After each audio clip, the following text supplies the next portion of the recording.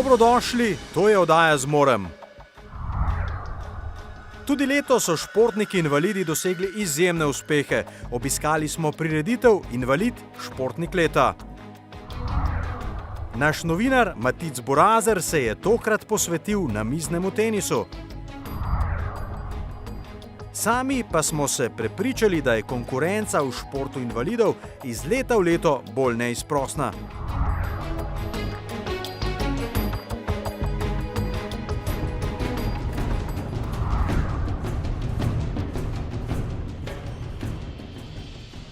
Znoj, odrekanja, trdi treningi, neskončna volja in nezlomljiv duh. To je tisto, kar zaznamuje osebnosti vrhunskih športnikov invalidov. To so ljudje, ki s svojimi izjemnimi dosežki navdihujejo vse. Še posebej to velja za najboljše med najboljšimi. Letos je naziv najboljše športnice med invalidi osvojila plezalka Tanja Glušič, ki je na svetovnem prvenstvu v Avstriji osvojila bronasto medaljo. Na me veliko pomeni, sem vesela, da sem postala najboljša športnica leta 2018. Že od njih, da sem si želela, da to postane. Že je to se uresničila. Zdaj pa želim, da bi še v prihodnosti še podobnega uspela. V moški konkurenci je plavalec Darko Đurić že drugič v karieri osvojil priznanje za najboljšega med športniki invalidi. Odlični plavalec je na letošnjem evropskem prvenstvu osvojil zlato v disciplini 50 metrov prosto in bron na 200-metrski razdalji. Darko je sicer dobil tudi posebno priznanje za svetovni rekord na 50-metrski razdalji. Ja, ta sezona, ki je bila zelo uspešna zame.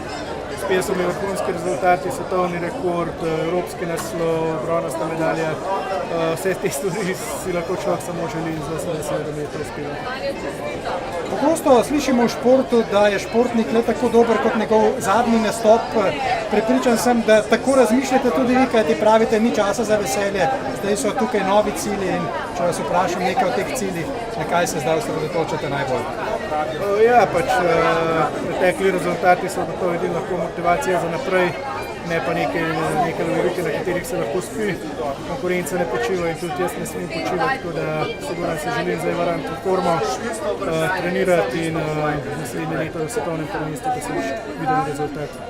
Ja, Slovenija mislim, da kar z velikimi koraki dela napredek, da se dela napredek v pozitivno smer. Tudi zadnji zakon o športu so ga sprejeli, dokazuje, da se nas športniki invalidi oziroma parašportniki vse bolj enakovredno jemlje. Sicer zaenkrat na papirju še malo bolj kot v praksi, ampak mislim, da mi športniki moramo z rezultati dokazati, da si zaslužimo ta položaj in da tudi javnost oziroma tisti odgovorni, ki sprejemajo zakone in izvedbo zakonov, da bodo potem dojili, da smo enakovredni. Država mora predvsem sistemsko zagotavljati in kot sem danes večkrat izpostavil, gre za dve stvari. Na eni strani za financiranje športnikov invalidov in na drugi strani seveda za infrastrukturo. Ker športniki invalidi potrebujejo prilagojeno infrastrukturo in to seveda mora zagotavljati država. V financiranju gre tudi za vprašanje posebnih pogojev, torej tega, kaj sploh lahko športniki dobijo na kakšen način od zaposlitve do kasnejših pokojnin pri zaslužnih rezultatih in tako naprej. Izvrstno ste se odrejali v vlogi sodelavca pri snemanju reklamnega spota, športnega spota. Pa me zanima, ali imate kakšne podobne želje, ambicije za naprej, knjiga, kakšen film, dokumentarni, kaj podobnega? Ja, te stvari vedno priromajo kakšne ponudbe za snemanje dokumentarnega filma, za izdajo avtobiografije, ampak zaenkrat želim s temi stvarmi še malo počakati, do moje kariere plavalne seveda konec in da bomo lahko potegnili črto in rekel, da to sem dosegel, zdaj pa čas za nove cilje. Najboljši med ekipami so gluhi kegljači, ki so v postavi Tomaž Klemen, Dragutin Draganjac, Aleš Peperko, Esad Hadžijagić in Robert Marolt na evropskem prvenstvu osvojili prvo mesto. Kaj je bila skrivnost vseh uspehov, ki ste jih dosegli? Skrivnost teh uspehov, verjetno eno trdo delo, ki je pri kegljanju absolutno potrebno, potem pa eno dokazovanje, to je težko z besedami tudi povedati, invalid, taki, kot smo, si želimo, če ne moremo drugače biti neki enakopravni glede svoje invalidnosti, pa vse v športu probamo nekaj doseči, da smo potem prepoznavni, da se zna za nas, da se sliši, pa tudi predstavljamo, zastopamo svojo državo, vsak svoj klub in tako naprej. In drugo vprašanje je povezano z našimi mladimi gledalci. Za oddajo Zmorem, kaj bi sporočili mladim, ki razmišljajo, da bi se vključili v šport? Ja, zelo lepo vprašanje. Mladim gledalcem priporočam, ukvarjati se športom, koliko se veš da, ne glede kakšen šport, samo da je šport, ker nikoli vam ne bo žal. Ja, mislim, da sem živi primer v svoji starosti. Sam delam v športu, da sem dosegel to priznanje in enostavno, še enkrat lahko povedam, šport in samo šport. Podobno razmišljajo tudi vsi, ki podpirajo akcijo Postani športnik. Njen namen je jasen: vzgojiti nove športne šampione, predvsem pa mladim invalidom pokazati vse prednosti, ki jih ponuja šport. Iskreno upam, da smo dosegli tisto, kar smo želeli. Oktobra smo lansirali misijo Samozavest. Takrat se nam je pridružilo še nekaj šol, ki so sporočilo o tem, da je cool in super in predvsem zelo zdravo, da postaneš športnik, tudi če si gibalno ali kakorkoli drugače spopadaš z nekimi ovirami oziroma invalidnostmi, da je to zelo fajn in naša sporočila so pač preko šol prišla tudi do otrok in njihovih staršev. Načrtujemo v januarju še en strokovni posvet, in sicer na štajerskem koncu, ki bo tudi namenjen seveda šolam, strokovnim delavcem na šolah, športnim pedagogom, o tem, da se pogovorimo, kaj lahko naredimo, da šport invalidov oziroma da mladim invalidom približamo športne aktivnosti. Spletna stran je tudi zaživela, ima tudi kar nekaj obiska, www.postanišportnik.si. Na njem boste našli vse informacije o športih, o tem, kaj pravzaprav pomeni šport za mlade invalide in na kakšen način se lahko vključite, oziroma če vas zanima, ne vem, v Ljubljani, kaj lahko vaš otrok trenira, se pač tam pogleda in najdete neke klube, ki nudijo tudi vadbo oziroma šport za vašega otroka. Vsekakor pa sta najboljša ambasadorja tovrstne akcije atletinja Iris Breganski in smučar Jernej Slivnik, ki sta osvojila priznani za najboljša mlada športnika. Ja, zelo sem ponosna, sem zelo vesela. Nisem vedela, da bom dobila nagrado, sem dobila kar dvakrat. Sem ustrašila in sem mislila, da ne bom dobila. Končno sem dobila letos v decembru in zelo lepa pokala nagrade. December je čas za analizo leta, pa seveda tudi čas za načrte. Če vas vprašam nekaj o načrtih za 2019? Ja, 2019 jaz imam idej novo trenerjo, Saša Maraža. Je zelo lušna, je prijazna. Veliko treniram, vsak dan imam težko naporno. Zaradi ravnotežja hočem biti, da lepo postavim, da bi še močna zelo. Te pa 2019 bi rada brez poškodbe in bi rada zdrava, pa bi rada močna in hočem novega izboljšati rezultate. Jaz zelo lepo se počutim. Še dodatno priznanje, da je bila lanska sezona super, obenem pa spodbuda za vse nadaljnje. Veliko tudi mlajši tekmovalci nekako verjetno iskali kakšen nasvet, kontakt od obeh najboljših mladih športnikov, tako ženskih kot moških. Jaz upam, da bo čim več mladih. Jaz bom z veseljem dal kakšen nasvet, pa da nas pozmeri več. Jerneja že v prihodnjih dneh čaka nov velik izziv – svetovno prvenstvo v Kranjski Gori. Jaz se zelo veselim tega svetovnega prvenstva. To je še ena dodatna motivacija, ena svoja zgodba in jaz upam, da mi tam čim bolj uspešen. In kaj pomeni recimo za športnika v vašem konkretnem primeru prednost domačega terena? Prednost domačega terena nekaj je, sigurno bo še boljše. Če bo kaj malo se nek spada, da bomo lahko kaj pretreniral, kot ostala konkurenca na terenu, tako da sigurno kakšno gradino več poznam.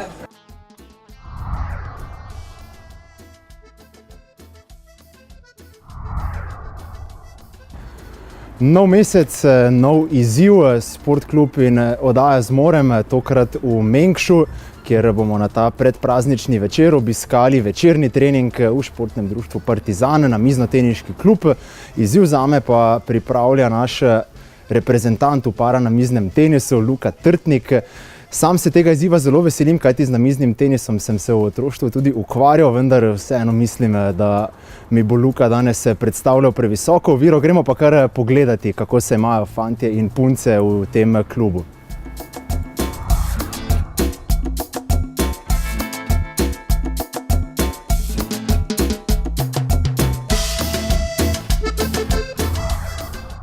Luka je poskrbel, da sem se pošteno ogrel, zdaj pa mislim, da je vse pripravljeno, da začneva s tem izzivom.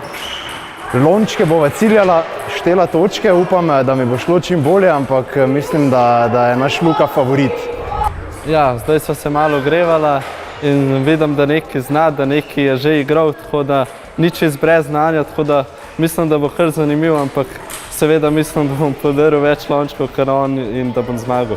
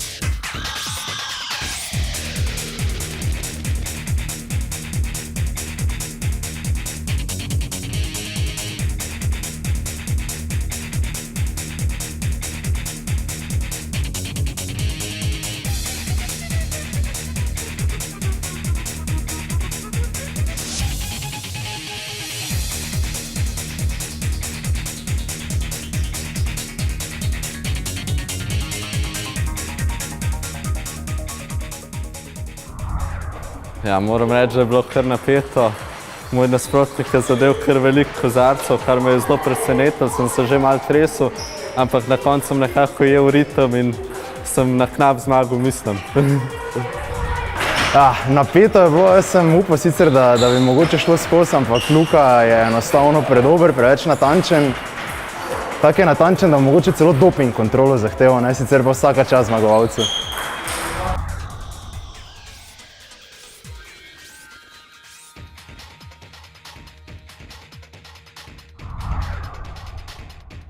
Bistvo tega srečanja je, da tudi na področju športa za vse, se pravi vseh nas, se naredi korak za populacijo približno 130 do 170 tisoč oseb v Sloveniji, da pravzaprav se tudi njim postopno preko številnih organizacij, ki delujejo na področju športa za vse, nacionalnih panožnih zvez, zavodov, omogoči tudi tem osebam enakopravno možnost ukvarjanja z športno vadbo oziroma gibalno aktivnostjo.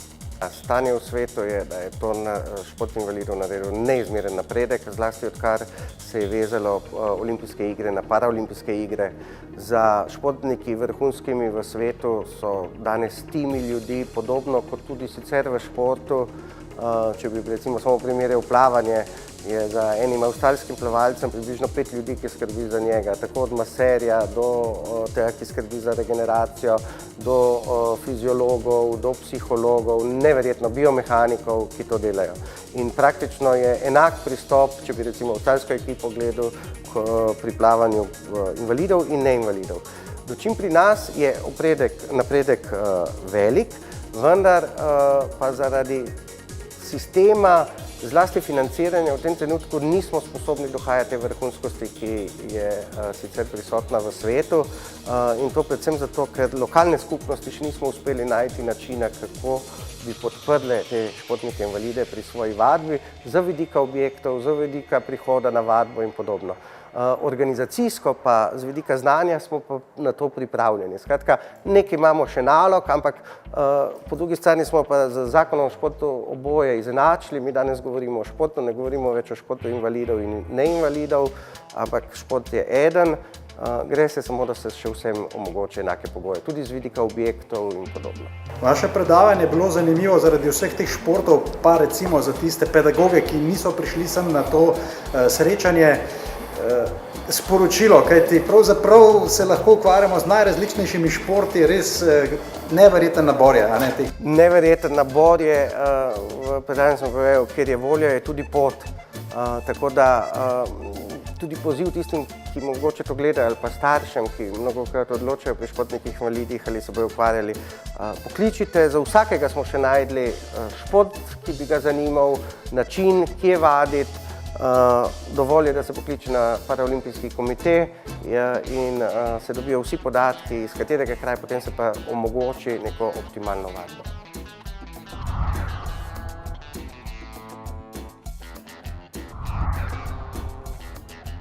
Izbira športov je res pestra, ukvarjanje z njim pa kot vselej poudarjamo zelo pomembno.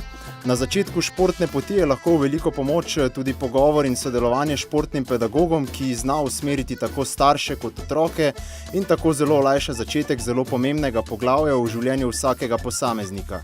O pozitivnih vplivih športa in o njegovi vlogi v življenju smo se tokrat pogovorili s športnim pedagogom Primožem Černilcem iz osnovne šole Šenčur. Šport je za invalide izredno pomemben, zato ker jim v bistvu jih postavi na eno pot, ki je lahko tlakvana tudi naprej v življenje, in v športu se nekako invalidi najbolj lahko izkažejo. Predvsem pa ni samo to, daje jim tudi samozavest, disciplino, samopodobo in zviša, predvsem se jim izboljšajo fizične sposobnosti in so športniki invalidi v družbi tudi lahko zelo uspešni zaradi športa.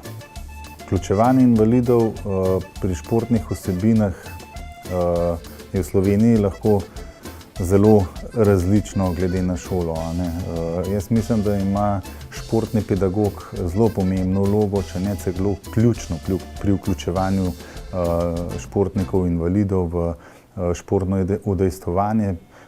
Predvsem zato, ker je športni pedagog tisti, ki recimo najde pri otroku en smisel, vid otroka oziroma mu pokaže pot oziroma najde eno stvar, s katero bi se lahko ta športnik invalid lahko ukvarjal. Starši morajo predvsem prisluhniti stroki. Stroka smo športni pedagogi, šola, in starši morajo predvsem prisluhniti, kaj en športni pedagog svetuje, in v bistvu predvsem je zelo pomembno to sodelovanje, ta trikotnik med šolo, otrokom in starši. Staršem je treba razložiti, da če otrok invalid ne najde nekaj, s čimer bi se lahko v svojem zgodnem otroštvu oziroma na začetku ukvarjal več kot je samo gledanje televizije, hoja v šolo in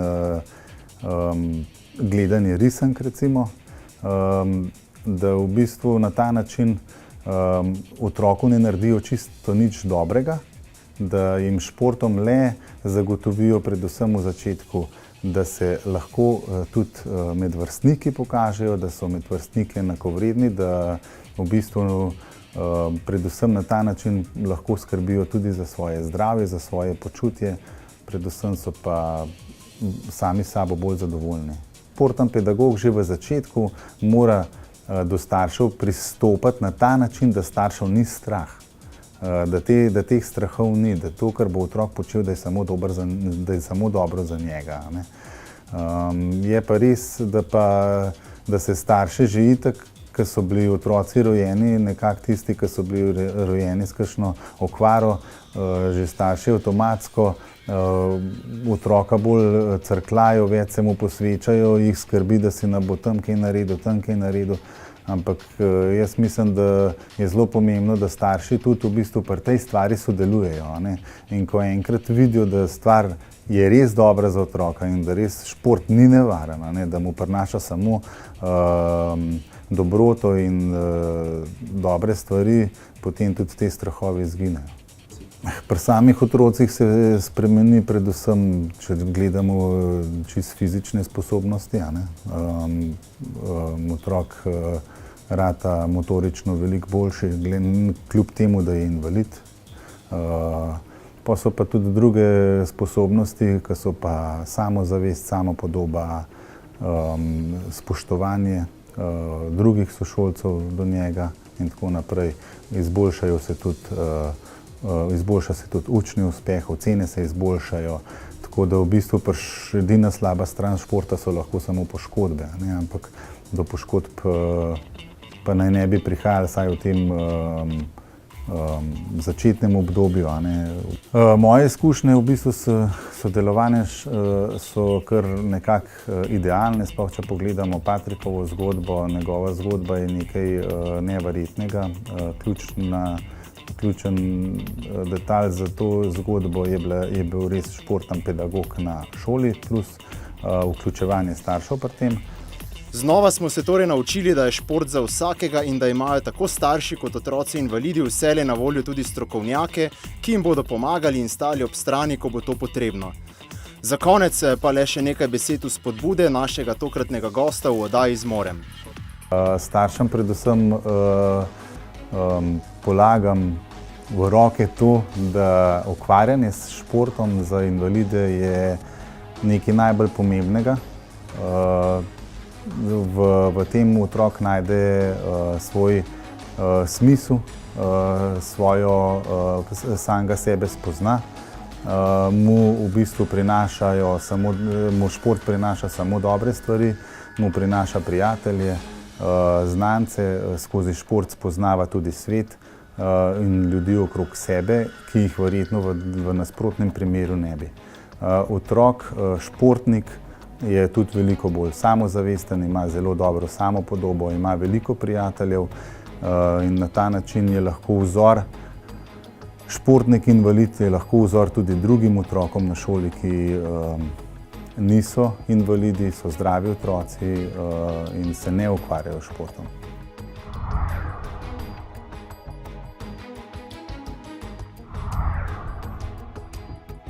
V naši prihodnji oddaji bomo obujali spomine na dogodke, ki so v športnem pogledu zaznamovali minulo leto. Želimo vam lepe praznike in veliko uspehov v novem letu. Takrat se znova slišimo.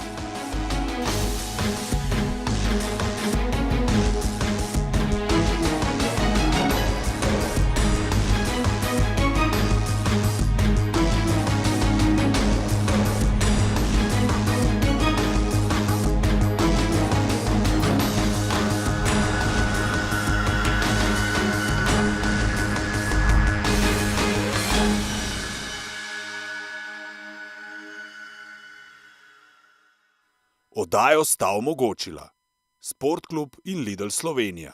Ustvarimo boljši svet.